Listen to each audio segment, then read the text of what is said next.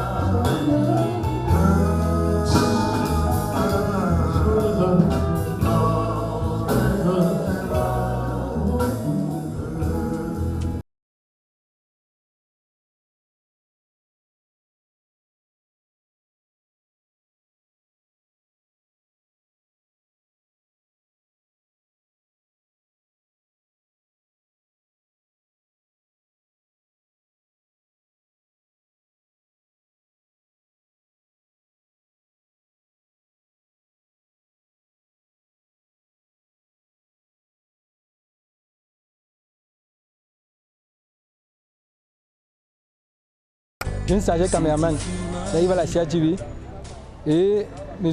Jean-Marie Ka, qui était à l'époque directeur de reportage, le programme pour la première fois avec Mélanie. Étant stagiaire, elle étant déjà dans le métier, Mélanie, voyant un jeune venir vers elle pour faire ses images, n'a pas du tout accepté. Ce fut un clash. Après le travail, Mélanie m'a appelé que excuse-moi pour tout à l'heure, ce que j'aime, ce qui est bien fait. Je te félicite, j'ai apprécié ton travail. Et depuis ce jour, Mélanie m'a adopté. Mélanie, c'était ma tante, mais dès qu'on passait le reportage de la CATV, la parenté finissait. J'ai travaillé avec Mélanie dans Impulsion, Une femme à la une, scène de presse.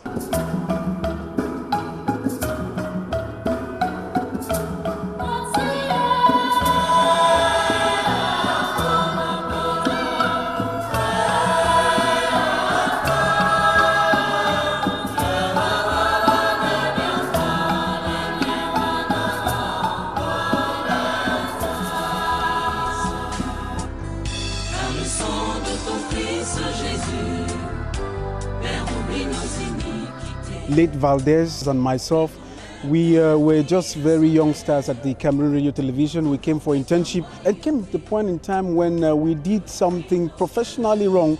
She punished us, I should say. We were punished.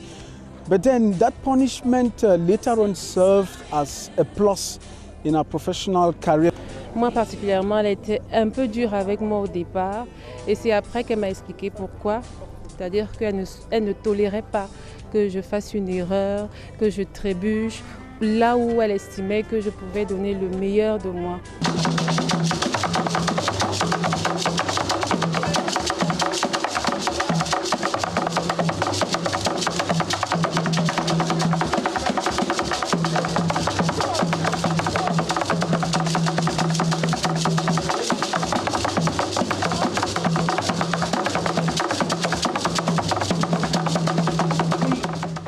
Disponible, volontaire et déterminé, rien.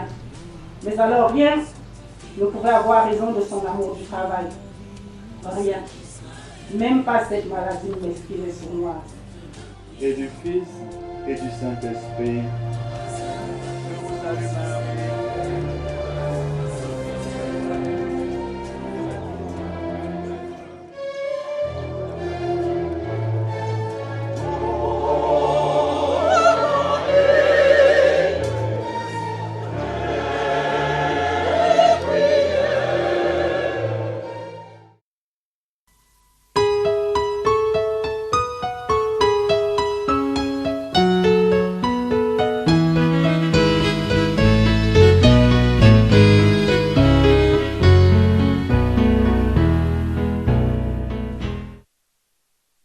Tout commence ici en octobre 1996, l'année où Mélanie Félicité Betebembia intègre l'École supérieure des sciences et techniques de l'information et de la communication.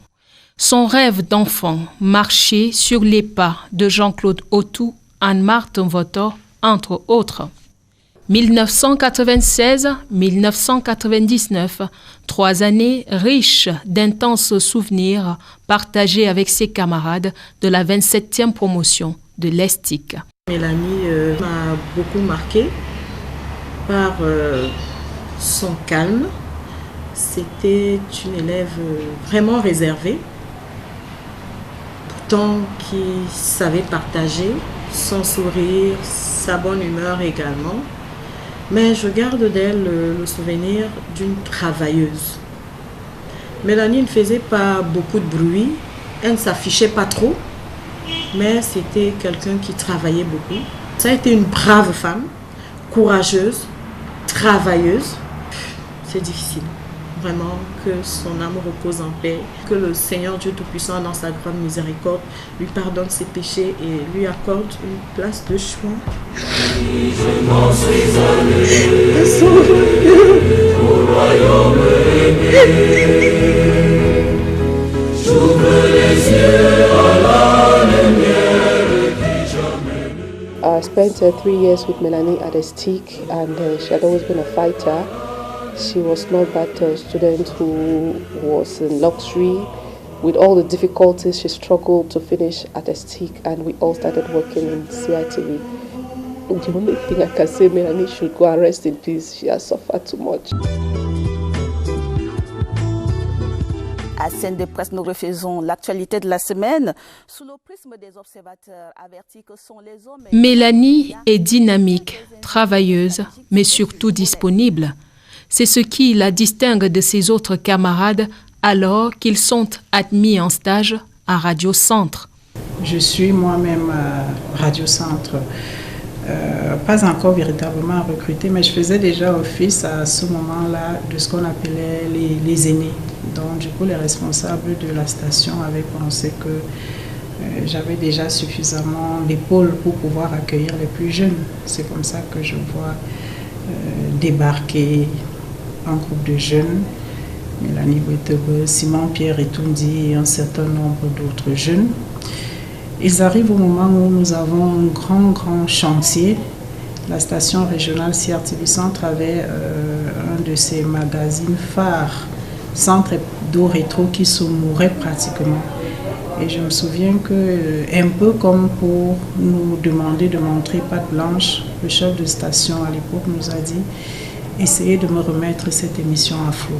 Et c'est comme ça que l'équipe que je constitue, j'ai donc la chance d'avoir des jeunes comme Mélanie, comme Simon Pierre Etundi, aujourd'hui à Cameroun Tribune et bien d'autres. Et je leur dis, écoutez, nous avons un défi à relever.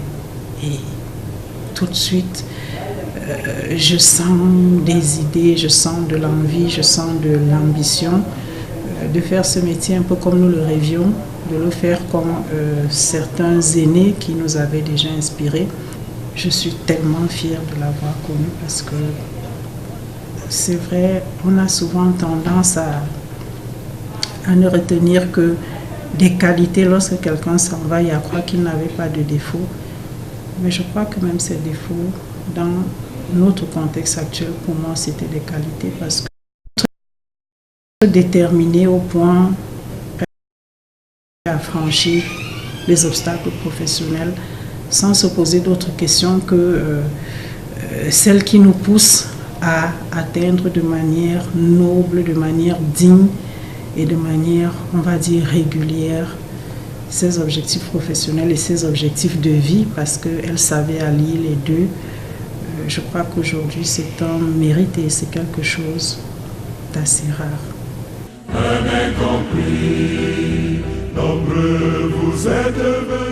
La CRTV est, elle, une histoire d'amour. Elle dépose ses valises à la tour d'un baladeur en novembre 2001 à la direction de l'information d'alors. Ici, elle s'illustre par son professionnalisme et gravit les marches. Je suis secrétaire de rédaction et le directeur général, Gervais Mendozé, qui se trouve en séjour en Europe, appelle M. Antoine Maringono, qui lui, est le directeur de l'information, et lui donne pour instruction qu'à son retour de son séjour son séjour à l'étranger, qui trouve qu'il y a déjà le crawl à la CRTV. Donc le crawl, c'est ces informations qui défilent sur le petit écran. Et M. Ngono descend à la salle de rédaction et personne ne voulait s'en occuper. Et tout le monde dit « Oh, c'est le travail du secrétariat de rédaction ». Et M. Ngono me colle cette mission. Et j'avais pour mission de mettre cela en musique avec les techniciens et les journalistes. Et il y a des gens que j'avais d'abord programmés, mais qui n'ont pas accepté. Et j'avais programmé Mélanie, je crois, en seconde position. Et Mélanie est venue travailler avec moi. Quand le directeur général est revenu, il y avait déjà le crawl à la CRTV.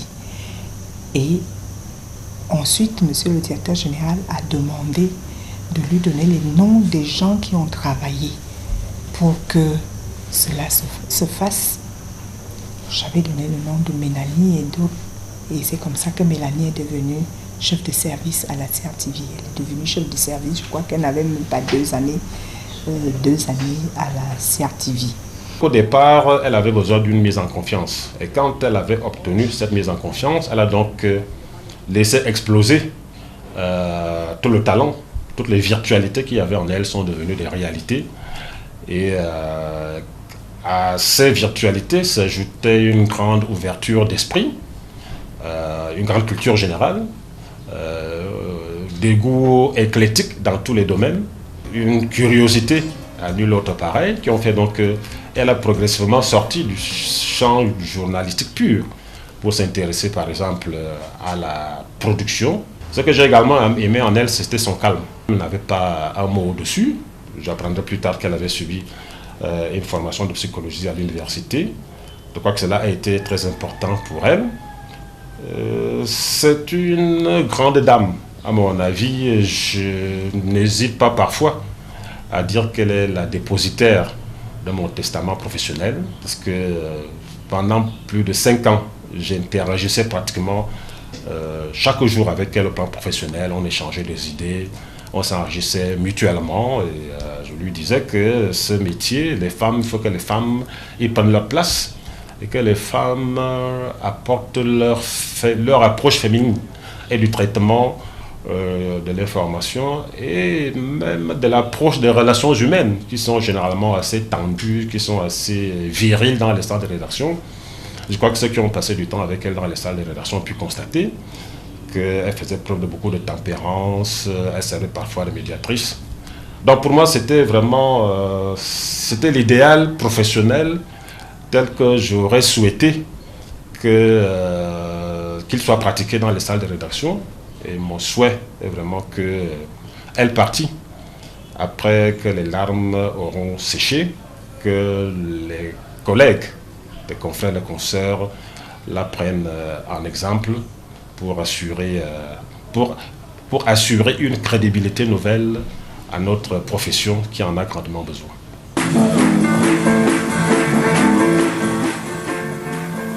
Madame, Monsieur, bienvenue à cette édition d'Impulsion. Impulsion, c'est le magazine de promotion de l'auto-emploi. Tout la prédestine à se distinguer dans cette profession qu'elle chérit tant. Force de proposition incontestable, véritable machine à idées, Mélanie va créer plusieurs émissions dans lesquelles nombre de personnalités prennent la lumière. Femme à la une, Impulsion porte ses empreintes. Ce que je retiens de Mélanie, d'ailleurs, que j'ai de la peine à évoquer au passé, c'est une femme professionnelle comme on aime les avoir. Mélanie s'est marquée par un ensemble d'émissions. Lorsqu'on évoque son nom, on pense à Femme à la une, bien entendu. On pense à certains épisodes de scènes de presse. On passe également à Baromètre, son journal, et puis son dernier bébé, c'est Mac News. Donc, en peu de temps, nous voyons 4 émissions, disons 4 grandes activités intellectuelles créées par cette dame professionnelle. Donc, en 2010, très exactement, en mi-2010, je fais partie justement de celle qu'elle décide de retenir comme invitée à Femme à la Une. Et je garde de cette émission un souvenir assez inoubliable. Parce que ce qui intéressait Mélanie, c'était de voir justement dans le récit de vie qui était celui de celle de ces femmes qu'elle considérait comme étant des femmes professionnelles qu'il faut mettre en lumière. Ce qui l'intéressait, c'était justement de voir qu'est-ce qui marque l'histoire.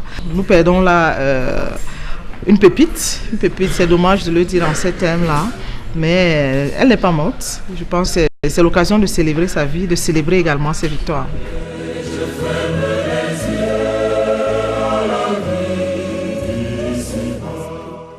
Toujours disponible, Mélanie va plusieurs fois remplacer le présentateur principal de l'émission de débat dominical sur la CRTV, Scène de presse. Une dame de cœur, une vraie professionnelle. Quelqu'un qui aimait son travail, elle donnait son tout pour ce travail. Et qui connaissait aussi aller à la recherche de ce qui allait compléter son travail. C'est une perte énorme pour la CRTV et pour le Cameroun. La femme camerounaise a perdu une militante, une activiste, une qui connaissait placer les mots à leur place, qui avait une valeur humaine. Mélanie connaissait distinguer entre des prétentieuses et des vrais amis. Je ne peux que lui dire d'aller en paix et puis préparer une chambre au-delà pour nous tous, puisque la mort est certaine, nous irons un jour. De sa rigueur, de son professionnalisme et de son carnet d'adresses, l'équipe de Scène de presse, qu'elle n'a jamais quittée en réalité, en a bénéficié. Mélanie, qui venait souvent de temps en temps remplacer les titulaires, s'est distinguée comme une professionnelle aguerrie, très exigeante, qui ne laissait rien au hasard. Elle arrivait en balade très tôt, c'est-à-dire que vers 15h, 16h, elle s'assurait que toute la chaîne était prête. Et c'était l'exemple même du professionnel qui savait qu'une émission était faite par un groupe et non était portée par un seul individu. Elle impliquait tout le monde. Donc c'était une grande rassembleuse. Nous avons travaillé dans d'autres productions, d'autres magazines, même des documentaires. C'est un grand vide.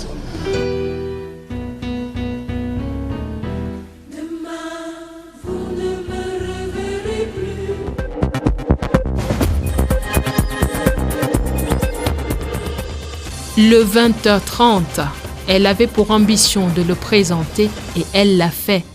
Mel Beats, comme la surnomme l'icône d'alors de ce journal, n'avait pas de limite. Je deviens rédacteur en chef et j'ai des soucis avec la présentation des journaux. Et je vais encore une fois rencontrer monsieur le directeur général et je lui dis toute la difficulté que j'avais à programmer des gens assidus pour la présentation des journaux. Encore une fois, me demande de lui faire des propositions. Et je trouve pour le DEX anglais, le Yoé et Sapebom, et donc Mélanie BTB également, que j'avais proposé au directeur général Céline Goumou et peut-être d'autres que j'oublie. Et elles ont été formées en moins d'une semaine parce que de toute façon, je leur disais, je vous donne une semaine. Au bout d'une semaine, vous êtes programmés pour la présentation des journaux. Pour résumer, Mélanie, c'était l'endurance, la présence, l'assiduité, la fidélité, la gentillesse, l'humilité. Elle était très, très respectueuse, Mélanie. On est à l'école. On entre en stage à CRTV Centre et puis à CRTV Télé en baladeux. Et puis pendant qu'on échangeait sur les questions professionnelles, elle me dit, Sophie, tu sais, on va aussi présenter le journal comme Adma Voto. Elle a réussi à présenter le journal télé, le 20h30. Vous savez, le 20h30, c'est une institution. La chaîne d'infos en continu de la CRTV, CRTV News, bénéficiera du talent et de l'expertise de cette grande professionnelle à travers CEMAC News. Madame, Monsieur, bienvenue à cette 4e édition de CEMAC News. CEMAC News, c'est le magazine des faits d'actualité de la sous-région CEMAC. Mélanie sera l'envoyée spéciale de la CRTV au Gabon pour couvrir le vote de la diaspora à la présidentielle du 7 octobre 2018. Merci Karine Olive, merci Pochitamba, merci surtout de nous retrouver ici à Libreville où les opérations de vote se poursuivent dans les différents bureaux de vote. Mélanie a toujours été partout où l'office la sollicitait. Seulement, d'autres horizons l'attirent. Elle s'associe à 2 amis du métier pour créer une boîte de production audiovisuelle, Amazon Prod. Mélanie, Clarisse Tang et moi créons Amazon en janvier 2013. Mélanie, c'est la personne qui galvanisait l'entreprise. Très souvent, c'est elle qui prenait des contacts et nous travaillions à faire des documentaires, à faire des exposés. Mélanie était dynamique, disponible, connaissait la hiérarchie. Il va falloir vous accommoder de l'astre de mort. Son dynamisme lui donne des bases solides dans la sous-région, un entre-genre dont Amazon Prod va bénéficier. Très souvent, nous allions à Gabon Économie faire des prestations. Et je me souviens que nous avons même eu à présenter le stand de la Direction générale du budget du Gabon au New York Forum de 2014.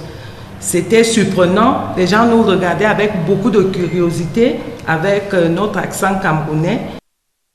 Son aura dans la CEMAC se reflètera aussi dans Baromètre communautaire, un hebdomadaire qu'elle crée en 2014. Au siège du journal au quartier Nsam à Yaoundé, l'ambiance est morose au lendemain de son décès. Le personnel est sans voix. La porte du directeur de publication est close. Le sort semble s'acharner sur la jeune rédaction. Valdez Tafok, le rédacteur en chef adjoint, a cassé sa plume 12 jours après le boss. Le décès subit d'un autre collègue, Valdez Tafok, dernièrement, a été un choc de plus, je dirais peut-être un de trop, qui a fait en sorte que on a résolu humainement de faire d'abord le deuil. Nous engageons notre 4e année et il était normalement prévu qu'au terme de la 5e, on devrait avoir stabilisé le journal Baromètre et donc engager d'autres secteurs en termes de diversification. En tant qu'entreprise, en tant que projet, il y avait probablement une petite idée pour gérer un type de choc. Peut-être pas le choc de sa disparition à elle-même, mais un type de choc pour que le projet ne disparaisse pas aussitôt. Un autre poste reste vide, celui de chef-service CEMAC au sein de la rédaction Centrale TV. Mélanie l'occupait jusqu'à son décès. Avant cela, elle aura été chef du service économie. Mélanie avait la particularité d'être, on va dire, discrète, mais en même temps très impliquée dans le travail que nous faisions. Elle s'impliquait énormément dans le travail qui lui était confié et dans le travail global de la rédaction. Elle était donc travailleuse, Mélanie, et d'une disponibilité assez rare, comme on n'en trouvait pas souvent parmi les journalistes de la salle de rédaction. Si vous appeliez Mélanie à minuit pour lui dire « Écoutez, Madame Betebe, dans mon journal de 8 heures ou dans le journal du lendemain à 12 heures, j'ai besoin de ci ou de ça », Mélanie répondait présent. C'était l'une de ses caractéristiques. Elle était très disponible. Disponible pour ce qu'on pourrait appeler sa hiérarchie, disponible également pour les plus jeunes. Donc sur ce plan-là, je pense que nous perdons beaucoup avec la disparition de Mélanie. Ce genre de profil-là va manquer à nos rédactions. Le profil de quelqu'un de particulièrement disponible, le profil de quelqu'un qui ne rechigne pas à la tâche et le profil de quelqu'un qui n'hésite pas à conseiller les plus jeunes et à prendre des initiatives soumises à ceux qui sont ses patrons. et dit est-ce qu'on ne peut pas faire ça aussi, ou ceci ou cela également. Et généralement, c'était des idées qui étaient acceptées et qui permettaient à la rédaction, qui permettaient à nos contenus d'évoluer et d'avoir véritablement de la qualité. Ça, c'était parmi les apports de Mélanie.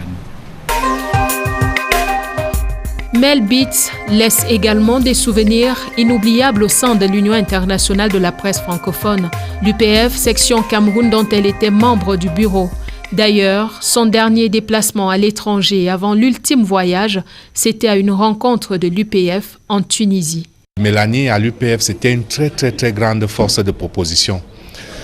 Dans son style, sans tambour ni battant, parce que Mélanie, c'était une vraie force tranquille. Et donc, derrière sa force tranquille, c'était donc également une véritable boîte à idées, une force de proposition que je consultais systématiquement et qui était donc toujours prête à mettre la main à la pâte. Mélanie faisait partie, pour ainsi dire, de ce club des rédacteurs de discours. Et à chaque fois, lorsque c'est elle qui avait rédigé le discours, à la fin de la cérémonie, et qu'on va dire son discours était déroulé par notre partenaire, elle et moi, on se faisait des clins d'œil et personne ne comprenait ce qui se passait. Donc d'elle, je ne retiens que de beaux souvenirs d'un être exceptionnel, extrêmement généreuse et extrêmement discrète, ce qui était un grand signe d'humilité. Même lorsqu'elle s'impliquait dans une action, vous ne saviez pas qu'elle était derrière. C'était ça, la force tranquille, Mélanie Bete-Bembiya.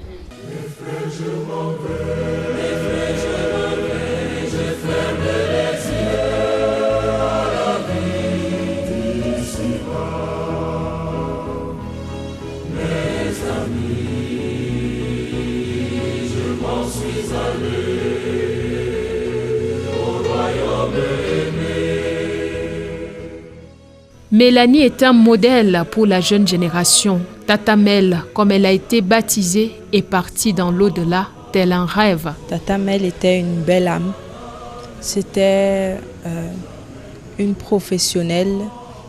C'était une aînée qui savait encadrer les stagiaires que nous étions lorsque nous la côtoyions pour la première fois. C'était quelqu'un d'extrêmement généreux. Mélanie qui est partie, c'est une bibliothèque brûlée, c'est une banque de données. On s'est déplacés une fois ensemble. Je me demandais toujours, qu'est-ce qu'elle est en train de faire, hein? Celle-ci, c'est quel genre de journalisme?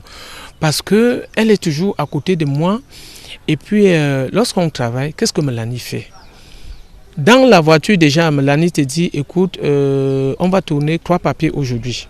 Je dis, ok.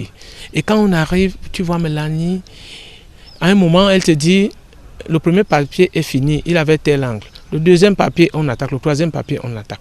Mais alors, le détail alors qui m'a tué, c'est celui-ci. Mélanie vous fait faire des interviews. Je me demande qu'est-ce qu'elle fait avec ces interviews. La dernière fois, le dernier voyage que j'ai en mémoire avec le ministre des Travaux publics, Mélanie, on était déjà en train de décoller pour Yaoundé, mais Mélanie, elle a initié une interview avec le ministre des Travaux publics. On allait dans une salle. Mélanie a dû passer près de 20 minutes. Alors là, à la fin, je me suis taillé le luxe à lui demander, Mélanie, qu'est-ce que tu vas faire avec cette longue interview? Elle a éclaté de rire. Elle m'a dit, Pino, laisse, tu verras. Quand on est arrivé à Yaoundé, j'avais honte. Mélanie a utilisé toutes ces interviews sur les angles différents. Une des choses que j'ai retenues de Mélanie, boulot. La CRTV et ses nombreuses activités restent orphelines. Le roc est tombé. De sa mise en bière à Paris, en France, où elle décède le 13 mars 2019, la CRTV est représentée au plus haut niveau. La rédaction Centrale TV, cette rédaction qu'elle a tant aimée, est également présente auprès de sa famille ici au Cameroun. Idem pour l'accueil de sa dépouille à l'aéroport international de Yaoundé-Simalène le 23 mars 2019. Mélanie Félicité Bete-Bembiya, Madame le grand reporter, tu nous laisses sans voix. Mes frères, je m'en vais, je ferme